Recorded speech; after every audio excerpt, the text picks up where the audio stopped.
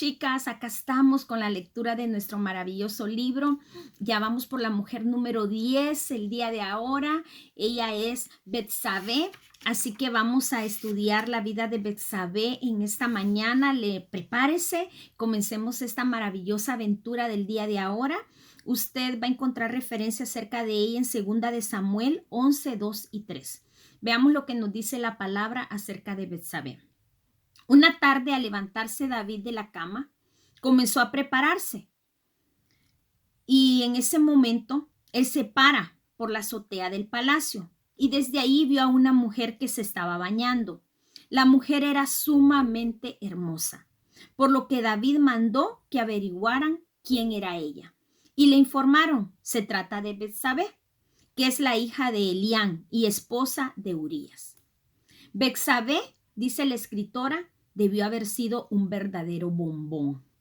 Un rey fue incapaz de resistirse cuando la miró desde la azotea de su palacio. David envió mensajeros para que la llevasen a la esposa de Urías y entonces David se acostó con ella. La escritura nunca dice y nunca aparece si le preguntaron a Betsabé al respecto. ¿Se sintió ofendida al ser reclutada a la fuerza por un rey?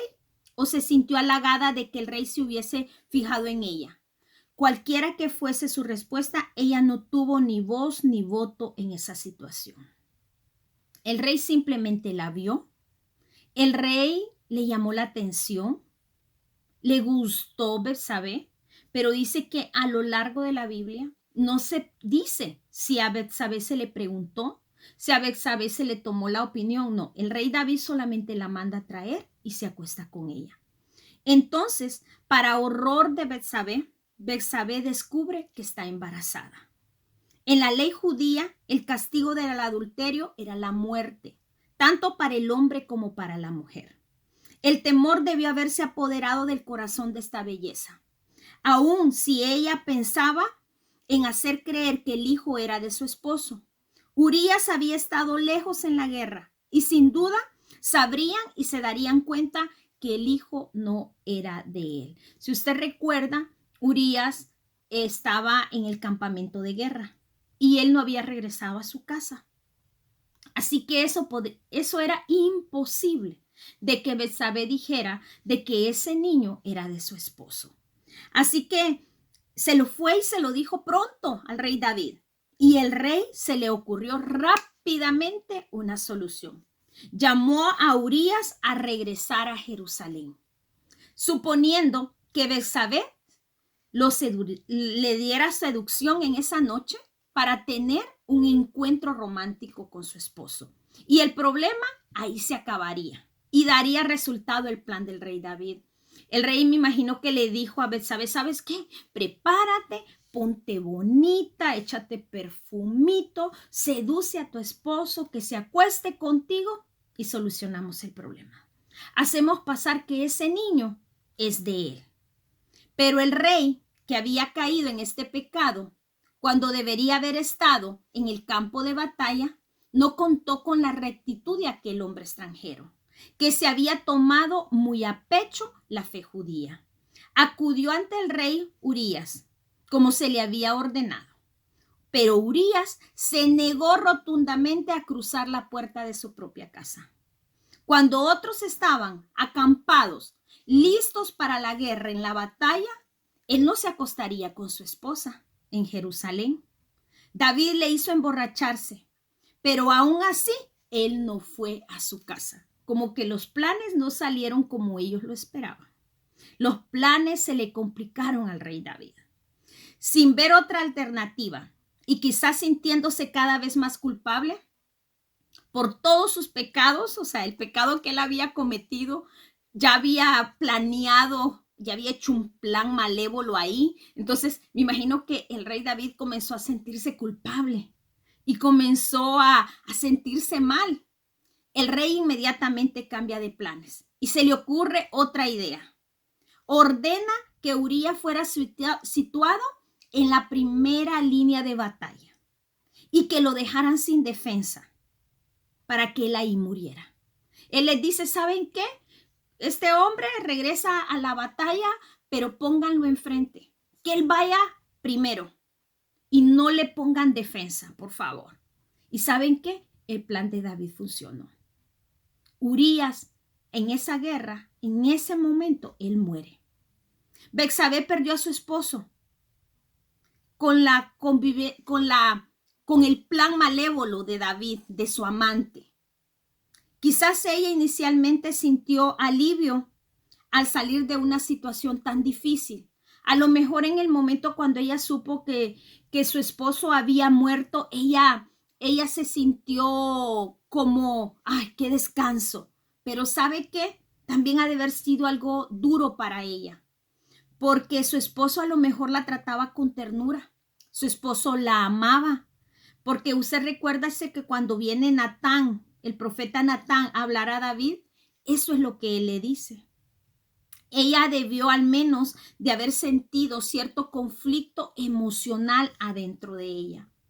Cuando el breve periodo de luto de Betsabé terminó, David la convirtió inmediatamente en su esposa. Unos meses después, ella le dio a luz un hijo. Ella tuvo a ese bebé de esa relación.